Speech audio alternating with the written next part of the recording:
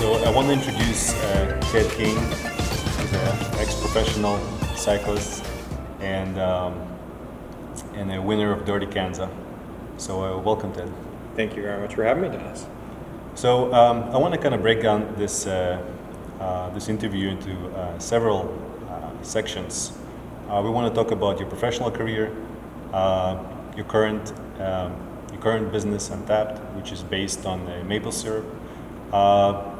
Some Dirty Kanza questions and maybe some predictions. So let's start with maybe your professional career and history and how you got into cycling.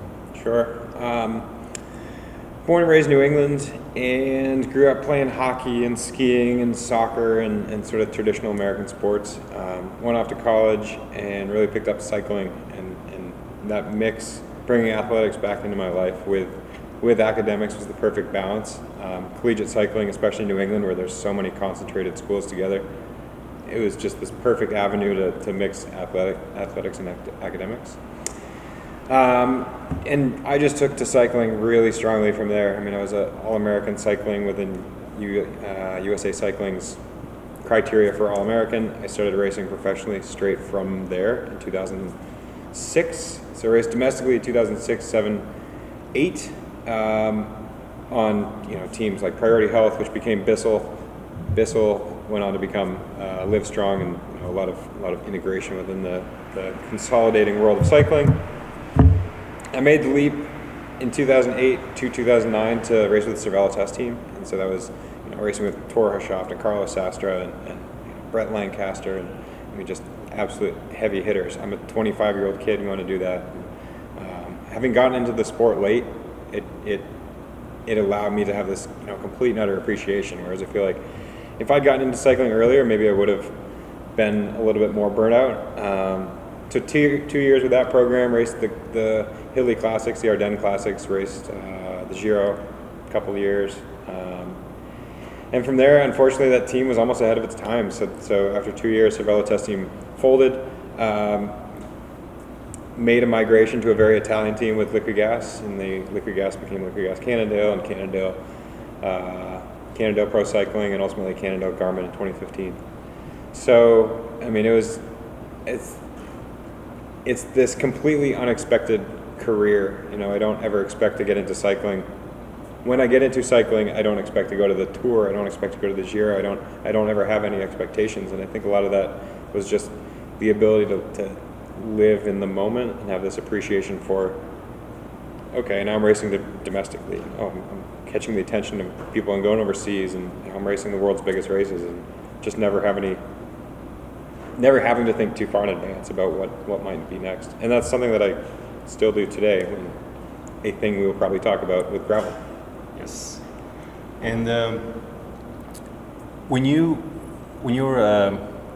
racing in your professional career, and when you also race now, how would you compare? Obviously now you're retired. How would you compare the training and what you've done then and what you do now? Because you're still very competitive. Yeah, I mean, that's what's nice. I can fulfill the competitiveness in me by going to these gravel races, but I certainly did my fitness homework in a past lifetime. So first and foremost, I eat and drink and enjoy the luxuries of life that I certainly had to keep at arm's distance when I was racing professionally, because it's so regimented. So from a training perspective, as a pro cyclist, you are counting calories, and you're constantly being looked at like a hawk, especially on an Italian team, which is very traditional, which is like you eat pasta breakfast, lunch, and dinner, unless it's early season, and then you're eating boiled spinach and just always being limited in your caloric intake. So, I mean, I think people have this idea of racing for an Italian team and there's wine on the table every night, and it's like, no, you would go both within the team and then, with your own personal restrictions. You could go as someone who enjoys beer and wine. I mean, you'll go a year without drinking. You can go many months without drinking, because that is just calories that you might not necessarily think you need. So now I'm enjoying the finer side of life, which is, I finish a good hard ride, I want nothing more than a beer in hand. I want to eat, the burrito and I just want to eat anything. I've put on some pounds, of course, but I'm not climbing Alpe d'Huez anymore. I'm not climbing these big mountains, so it's nice to just roll over a little bit softer terrain. I see. Another question I had.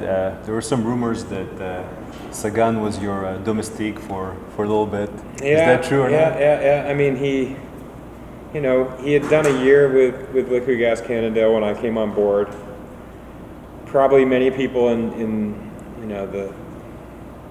the reporting side of things thought that he was going to be working for me, but lo and behold, I ended up working for Peter for 4 years. Man, oh man, we won a lot of races. All right, so I want to move to Untapped, which is your current business that you're running. That's based on the maple syrup. Mm-hmm. So can you kind of give me an introduction what Untapped is and how did you start it? Yeah, so this is where many worlds collide. Full background, full story. When I was racing, I was the only, and probably to this day, I'm the only New England-based Pro Tour cyclist. So I would, through the virtues of, this is a pre-Instagram era, through Twitter, through writing on my blog, people knew that I was the New Englander, and so people would start to give me maple syrup. I would step off the team bus at Tour of Flanders, and people would gift me a quart, a pint, some sort of gift of maple syrup, which was wonderful, because when you're living overseas, it's not an easy thing to get. You can get grade C maple syrup in Europe, but it's expensive and it's not the stuff you really want. So I would take this maple syrup back to where I was living in Girona, go home, put it on my oatmeal, put it on my pancakes, start to put it in my water bottle, start to like take a nip before a ride or after a ride. And I'm thinking to myself, over the years, I've taken so many gels and I really don't like gels. And you have this berry blast flavored gel with natural flavors and 12 ingredients, and it's heavily supplemented. Like, why do people take this? And then maple syrup, meanwhile, as I'm taking nips of it and putting it on my food, that's the beginning of this real foods movement for nutrition. Like, think about your macronutrients rather than thinking about every specific electrolyte you need and every specific, it became overly nuanced. So I started using maple syrup, and I would literally go to farmers markets in New England in the off season where I'm from. I'd visit some farmer, maple syrup farmer, and say, I want to take your maple syrup and put it in this gel pack. And I would pull out a packet from my jersey pocket, and it would be whatever sports nutrition brand it was, and they never understood what I was talking about. So it went about 2 years of this until I ultimately talked to my friend Andrew Gardner, who's now my business partner, and he said, you got to talk to the Cochrans, and the Cochrans are also my partners. They are a family dynasty of Olympic alpine skiers who are now making maple syrup on their family ski property in Vermont. Light bulb moment, they totally get it. They're like, let's put maple syrup in packets. Enter the first product. One ingredient, USDA Vermont maple syrup, which naturally has electrolytes, amino acids, antioxidants. It's low glycemic. This package is 100 calories, just like any other gel. The viscosity, I guess it's low viscosity. I mean, it's very, I basically say it's the same consistency at 20 degrees as it is at 120 degrees. So there are different maple syrups. So can you talk a little bit about? There's different grades, but in effect, if you're so people ask me all the time, what's your favorite brand of maple syrup? Now, first and foremost, Slopeside syrup is the best brand. Untapped is the best brand. But outside of that, if you can't find those at your local grocery store, just go to the grocery store, turn it around, look at the back. One ingredient. That's all you want. There are maple flavored table syrups, and that's the stuff that's the cheap alternative. And so in my mind, that's the same comparison. Like, the cheap table syrup is to real syrup, as a traditional gel is to this. This is the superior product. This is one ingredient. It's naturally organic. It's naturally loaded with those macronutrients. Between the different grades, yes, there used to be grades A, B, and C, but they found that only A was selling the best, and B and C wouldn't sell as well. Basically, you produce maple syrup. To produce maple syrup, you take sap from a tree, you boil it to 67% sugar content. At that moment, you have maple syrup. And then to decide the grades, you pull out a sample and you put it up to a spectrum, and then you line it up on the spectrum and say, okay, this is grade A, medium rich, grade A, dark amber, grade A, light fancy. So they got rid of grades B and C, and they just changed There are various grades of A within those names. So we are grade A amber rich.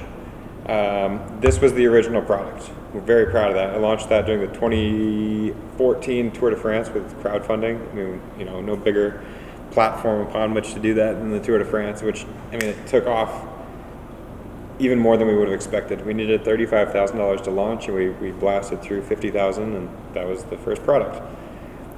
Excellent. Next up, as you're racing in Europe, stroopwafels are a big thing. I mean, they're huge in the Netherlands, they're huge in Belgium. It's a thin, cookie-like waffle wafer. And every time I would have one, it's sweetened with fructose syrup, like literally fructose syrup. And I'm thinking to myself, every time I'd have one, I'd say, yeah, it's delicious, and yeah, it's good, but this would be so much better with maple syrup. So we are the only stroopwafel in existence that is using only maple syrup and maple sugar as the sweetener. There are other maple flavored waffles, but they're using an inferior sugar and natural flavors, which are anything but natural. So sticking on that real foods movement, same thing, real maple syrup, real maple sugar, and this one has organic raspberries. And the coffee has real maple syrup, real maple sugar, and real coffee, as opposed to having supplemental caffeine, natural flavors that are anything but natural.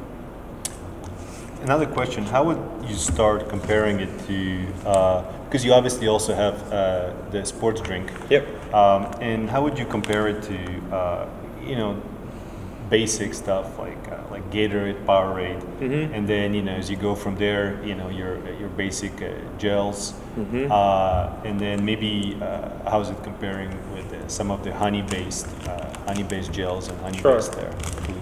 Excellent question. So I think we are in an era where people are paying more and more attention to what they're eating, and again, they're paying attention to their macronutrients. And basically, the comparison I often make is, if you go to an exquisite Italian restaurant and you order an amazing plate of pasta, you're going to have basically 4 ingredients on your plate. You have pasta, which consists of flour, water, egg. You have exquisite olive oil, some Parmesan cheese, salt and pepper, and that's it. Or you can get a can of SpaghettiOs. They both serve a purpose. In reality, you know that you're going to get many more nutrients from a real wholesome plate of pasta that has very few ingredients on the plate. Same thing that we're going for here. So, look at the really big players out there, the ones you mentioned. You're going to get a lot of artificial color, absolutely artificial flavor. There's virtually nothing natural in it. It's heavily supplemented in order to get your B vitamins, because you literally have B vitamin on there, which when they're derived from a chemist's lab, you don't get the same. I find the caffeine high to be totally different with a supplemented product that's caffeine supplemented versus a cup of coffee. And that's why with our maple packet, it's literally maple syrup and coffee. That's it. It's a totally different, it's a smoother caffeine high. It's a less abrupt high and a less abrupt low. I mean, it's sort of literally what it's meant to be. It's the way your body's meant to treat it. We're seeing just that cleaner evolution in sports nutrition. That's why the bigger players are creating endurance lines of sports nutrition and drink mixes. They're hearkening into this back to basics movement, and that is what we have in our drink mix. It's absolutely as basic as it gets. There's 2 drink mixes. The ginger has maple sugar, ginger, and sea salt. So ginger has a naturally soothing effect on your stomach. Often when you take gel after gel after gel, you have an upset stomach and it's just not treating you well, whereas ginger has this naturally soothing effect. It pairs really well with maple syrup as a flavor combination.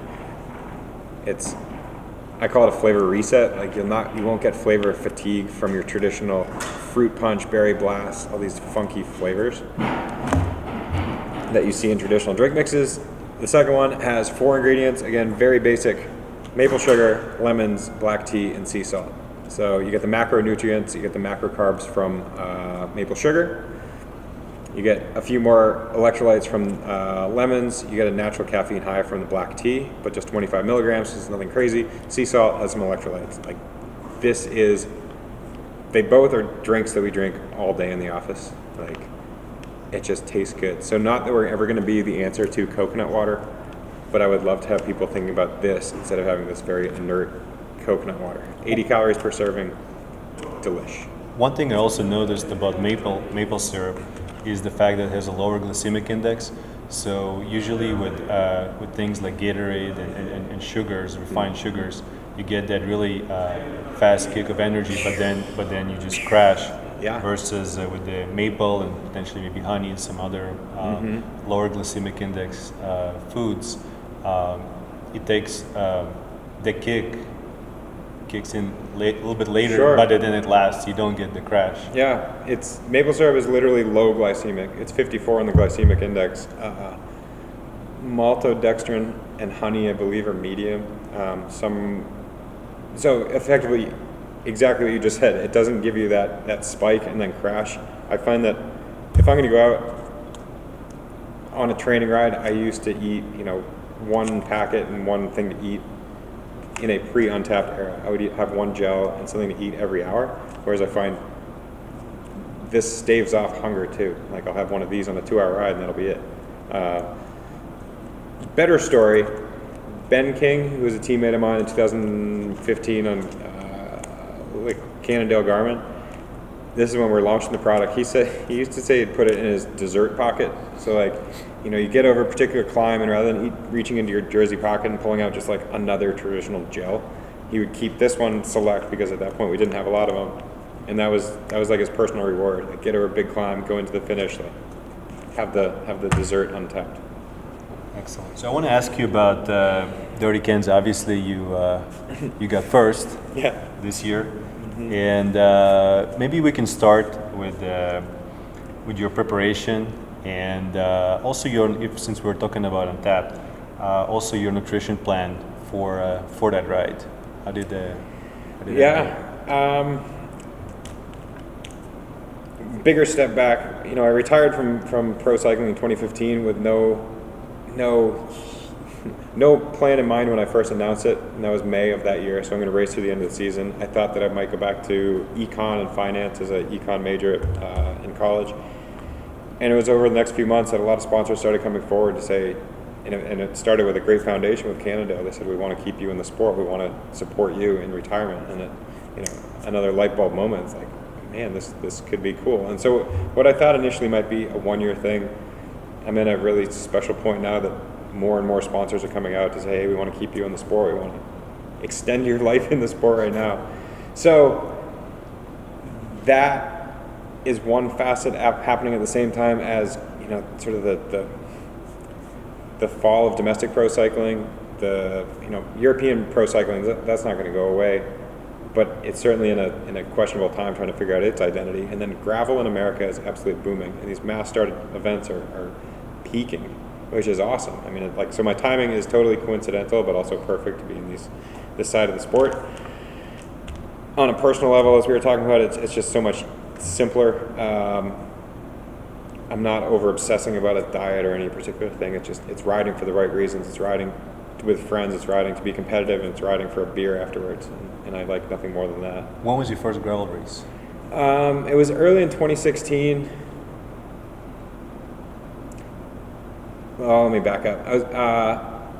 I moved in early 2016, in January 2016, to San Francisco, and they have this amazing series called the Grasshopper Adventure Series.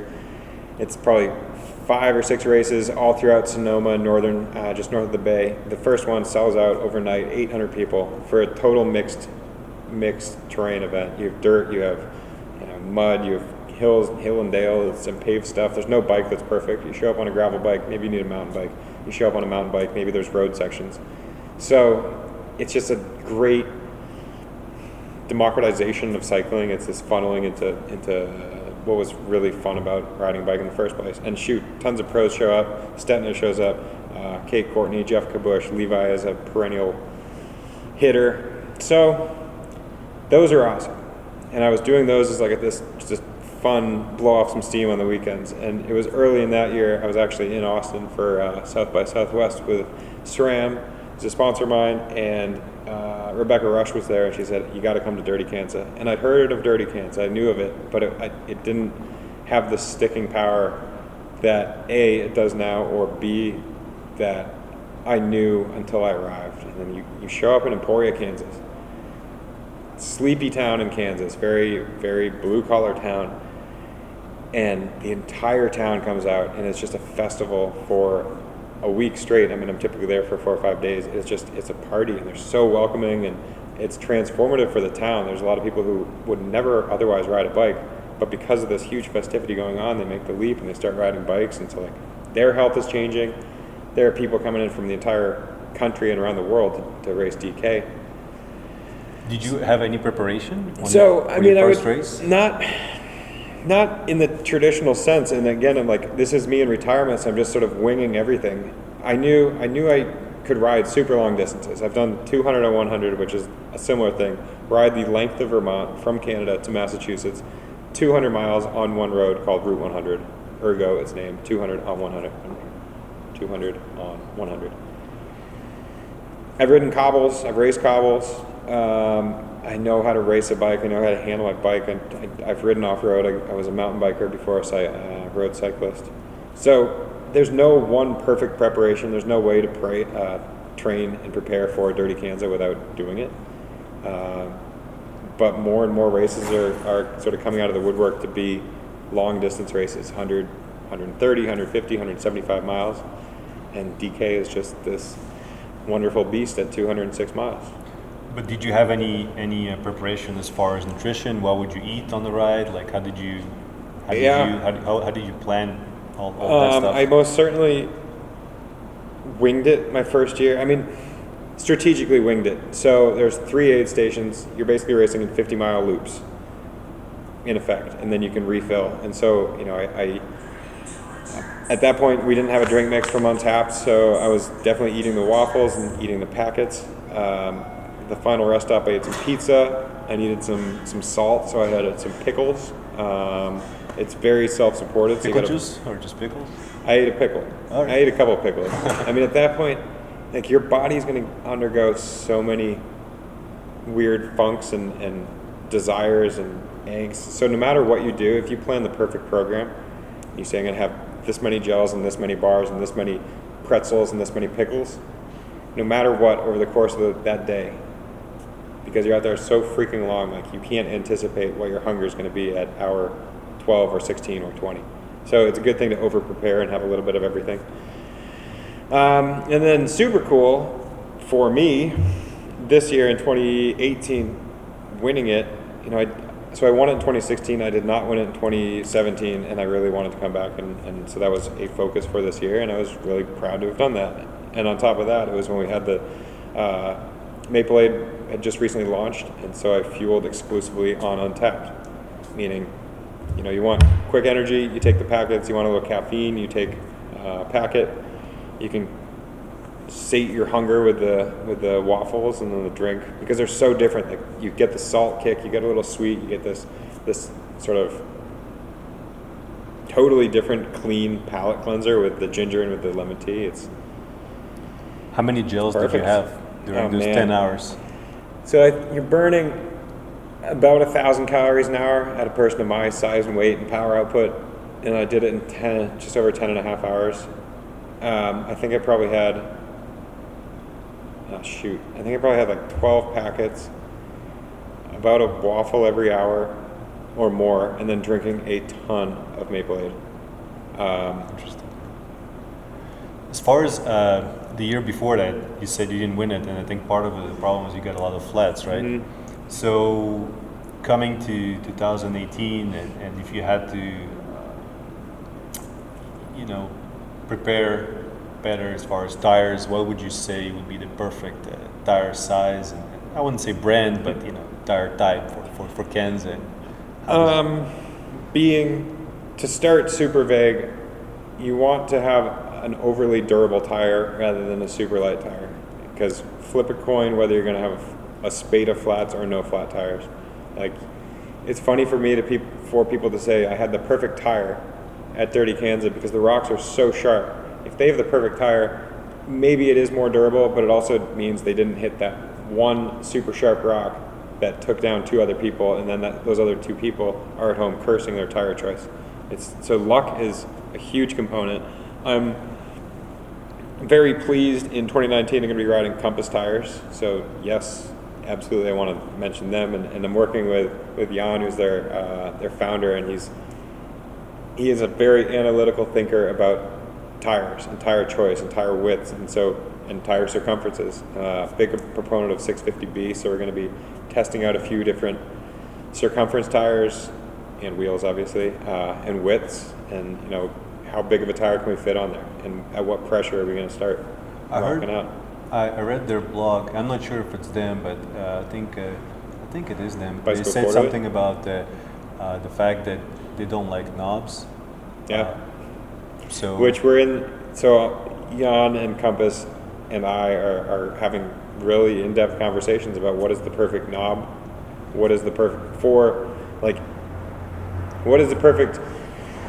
surface for particular racing surfaces or riding surfaces. So yeah, a lot of their tires are just various widths on a slick tire, and huge widths. They're starting at about 38, but then 48, 44, 48, up to 55, I believe. I want to ask you about something controversial: Aerobars in gravel. And Yes. a lot of people don't like Aerobars because they think it's dangerous. But obviously, it does give you an advantage. So, yes. Yeah, wonderful question. My thought is, I will first say I don't like Aerobars. I would like to see them removed also. I will continue to play by the rules, and I always, that is how I raced my career, was to maximize every benefit, certainly within the bounds of the rules. If every gravel race out there banned Aerobars, I'd be perfectly happy. They are an advantage. So until they're banned, I'll keep rocking them. There's also controversial, I would say, percentages, how much advantage they give you. But obviously, somebody that, your power that goes pretty fast, how would you estimate the advantage of having, Aerobars versus not having Aerobars? Especially if there's a headwind. Sure, I think you're gonna in a race like Kansas, you're gonna see huge winds over the course of the day. You're gonna see a variety of conditions over the course of the day. It is the headwind where it makes a big difference. Especially, I'm a big rider too, so it's almost as much of a detriment being so big as it is a benefit being able to push power. I couldn't really pull a number out of my hat. But there's plenty. Because I also don't want Aerobars, I almost wish.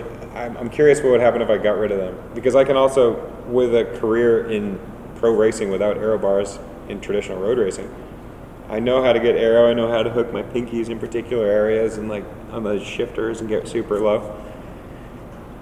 It's an advantage as opposed to just putting a wrist on the bars, because the course is so rough. And it is an advantage. What did I save? 10 minutes? Yeah. 3 minutes? 30 minutes? I don't know. It's so hard to say because it's so circumstantial. It's raced as a road race. And if you're dropped from that lead group, gone, see ya. And maybe if I don't have Aerobars and I drop from that lead group and I lose 2 hours. Yeah. And then a quick caveat to that. The only reason I actually humor the concept of keeping Aerobars is I still love the concept of gravel, and one reason I want to see them gone is it's sort of, yes, the competition, which is ever rising, and there's more and more pro racers racing gravel. The spirit of gravel is fun and community building and the whole Frankenbike concept. So no matter what bike you show up on, it's perfect for that course, or as close as you can get to perfection for that course. So maybe it's a 650B with 55 tires, a slick in the front, and some knobs in the back, and you have a lefty fork, and so you get an inch of suspension, and maybe you have Aerobars on there. It's fun, this whole Frankenbike thing that is happening in gravel, but now being adopted by the industry so that every bike manufacturer makes a gravel specific bike and a gravel tire and a gravel wheel and a gravel handlebar. So that's a good segue to talk about maybe the future of gravel. Do you think it's going to be more sanctioned and it's going to have more rules, like maybe USA Cycling is going to get into it, or you think it's going to go in a completely bikepacking maybe direction? Which way is it going to go? I think a little of both, minus the USA Cycling. I I think USA Cycling has done a good job of offering insurances, and so have insurance for the mass start events. And so that's where they're keeping their foot in the door and being able to be in particular events. There is the unsanctioned part of gravel racing that I think people really gravitate towards. They don't want to chase points. They don't want to chase prize money. I think what's really cool about gravel is it's not necessarily a career to aspire towards because there's no money in it. Yeah, from a purely racing standpoint. I mean, certainly I'm in a special place as a result of having had a road career before. So, I mean, I think when I say both ways, I think it's awesome that it's bringing more people to the sport. If you go to an event like Grinduro, I forget, 800 people sign up like that. The top 150, 200, whatever it is, are hyper competitive. And then there's another 600 who are competitive with their group. They're competitive against the time. They're competitive to race to that beer. Like, everybody's on a different bike. Maybe you're on a super sleek race bike. Maybe you're on this totally cobbled together thing. But it is that mentality that everybody is welcomed, and that is really cool.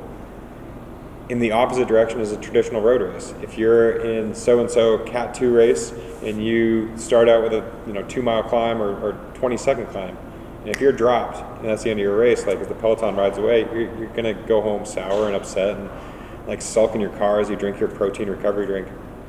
As opposed to in gravel, it's like if you get dropped in that first climb and you're with a group of 50 or 5 or whatever it is, you're meant to be in that group. And so it's just such a wonderful, welcoming. It's more of an adventure.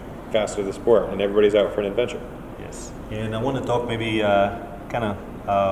conclude the interview maybe about a little bit of predicting what's going to happen in the future. Just ask a couple questions about maybe the Tour, the Giro, the Classics. So for 2019, what would be your choices for the Tour and the Giro as far as who do you think is gonna prevail? Man, I pay superficial attention this time of year to who's at their team camps getting allotted to what races. So I'll start with an easy one, which is Sagan. Anytime Peter's in a race, I'm going to bet on him. I bet he takes another green jersey. And last year was very dramatic, and you saw the crash late in the race. And I think it's rare you see like the entire cycling audience rooting for somebody so strongly, especially when the top step of the podium can be pretty dichotomous, where people have their yays or nays. The Yateses are going super fast. They're inspired after a really interesting 2018. I think Tom Dumoulin will have a really good tour. So, man, if I'm going to put it out there now, maybe Tom wins the Tour. Quintana has been on a little bit of a dry spell, and I think he is still young, even though he's got that steely face. I mean, he's so freaking strong. I was teammates with Nibali for a couple years, and he's in a dry spell too, and I wouldn't be surprised. I mean, he's still young-ish, so he could put something out. He'd be a fool not to choose Froome to win something.